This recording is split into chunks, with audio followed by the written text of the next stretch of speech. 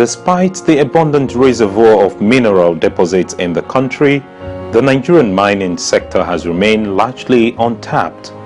The sector has the potential for economic sustenance and infrastructural development for the country, but it is appalling to note that only 2 billion naira worth of revenue is generated annually, even though mining authorities say revenue generation has slightly improved over the past 3 years. Hardly is any significant impact yet to be seen.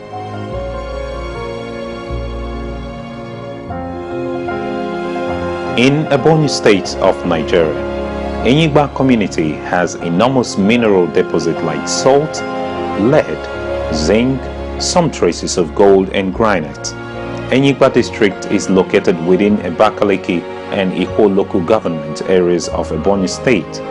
These resources to a great extent have shaped and affected the lives of people in the community both positively and negatively. Enyigba is a mineralized zone. The economic importance of such mineral resources can never be overemphasized. A lecturer in the Department of Biological Sciences at Federal University Ndufu Alike Ikwo from Ebonyi State around the Enyigba community, Mr. Theophilus Mwoba gives more insight on this. First of all, I want to say that this is a very interesting issue. I want to say that the topic is apt, going by the times we are in now. Looking at the economy of Nigeria as it is at the moment, every state needs to look at alternative source of revenue. And of course, when you talk about Enyigba, Enyigba is one of the most popular communities in the Ebonyi state when you talk about huge mineral resources deposits. So Enyigba has lead, zinc, and salt.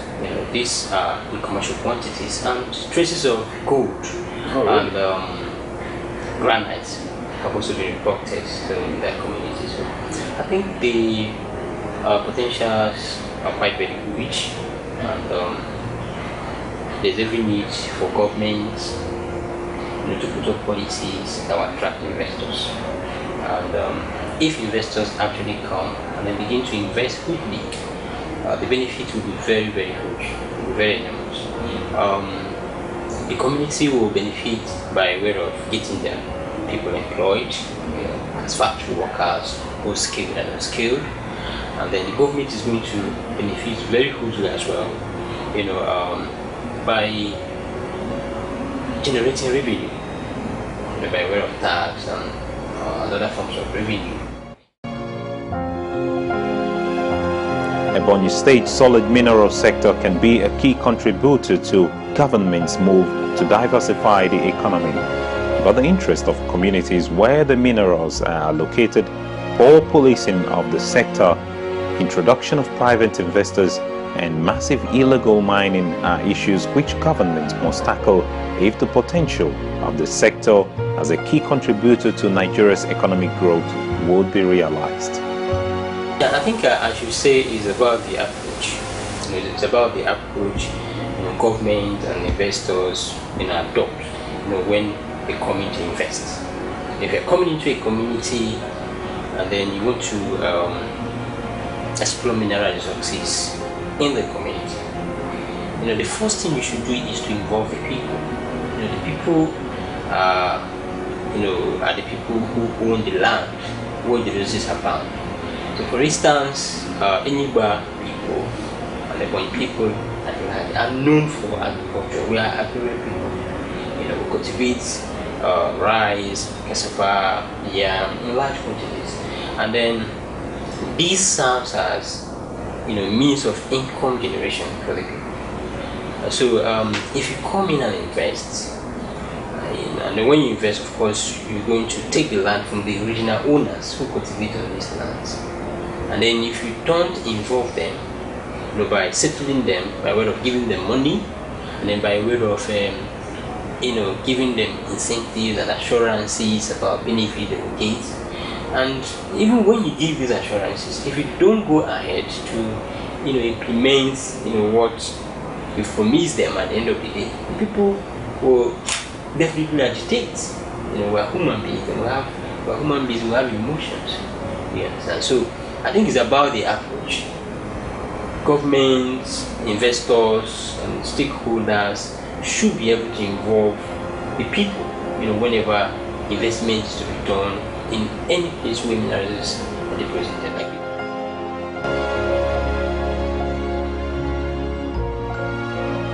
the administration of the mining sector falls under the exclusive list of the federal government, which however seems to lack the sufficient manpower to effectively administer the sector, and this has given host communities the leeway to act outside constitutional process in harnessing mining resources in their domains.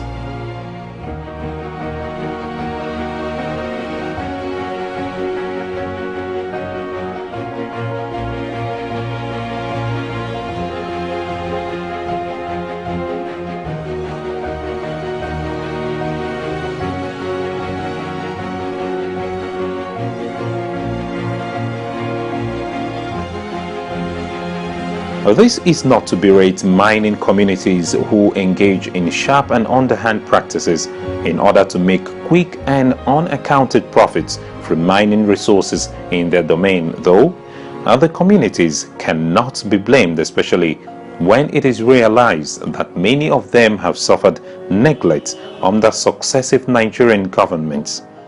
I think the government can serve as can interface between the investors and then the people. Government provides an enabling environment for investors to come in, and one of such enabling environments, one of the ways an enabling environment can be provided for investors is, by liaising with the people, by government bringing the people and investors in a round table, for discussion.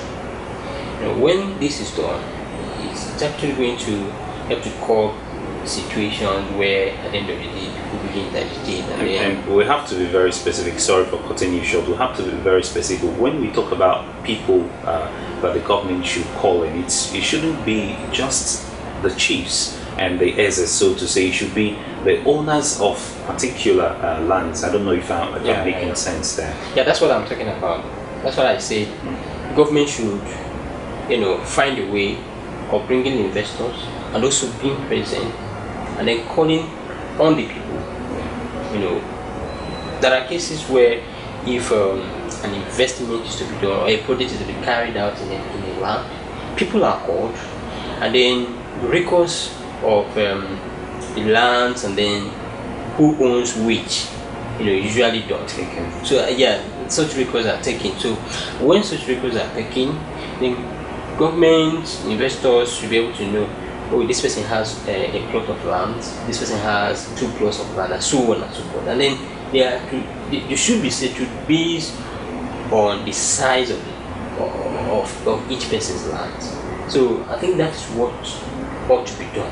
It's not just about going to talk to the village heads or traditional ruler. The traditional ruler is just a person.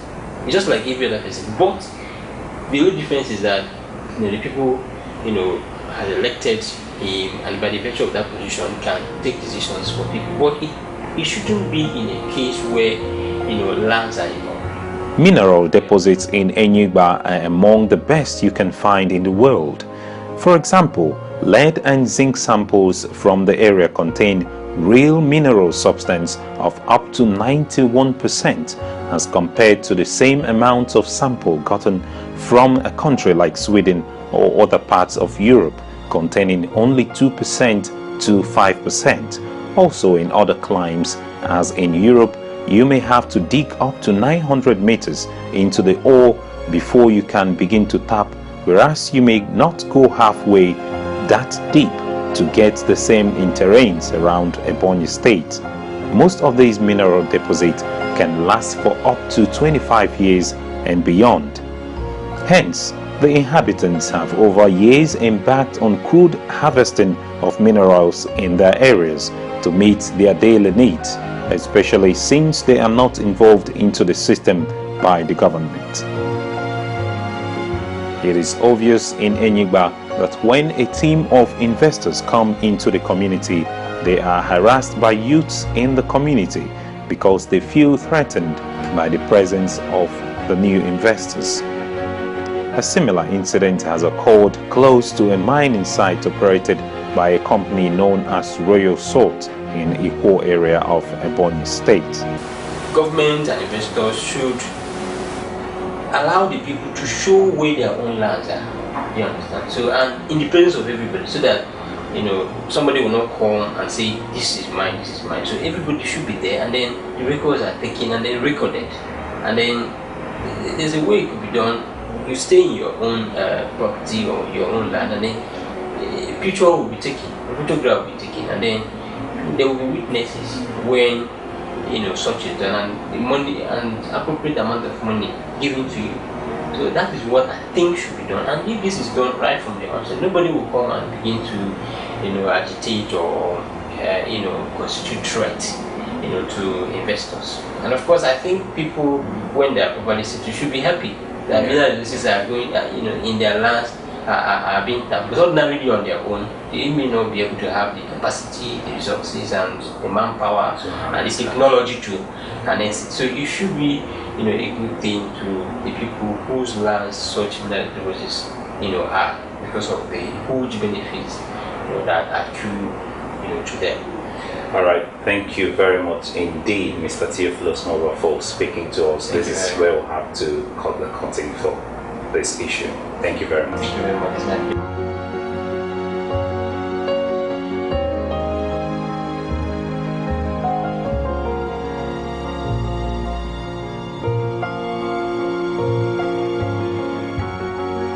An American inventor, scientist, and businessman, Thomas Edison, once said, and I quote, "We often miss opportunities because it's dressed in overalls and looks like work. Most times, we understand mineral deposits and natural resources as either fairy tales or truths that are hard to crack."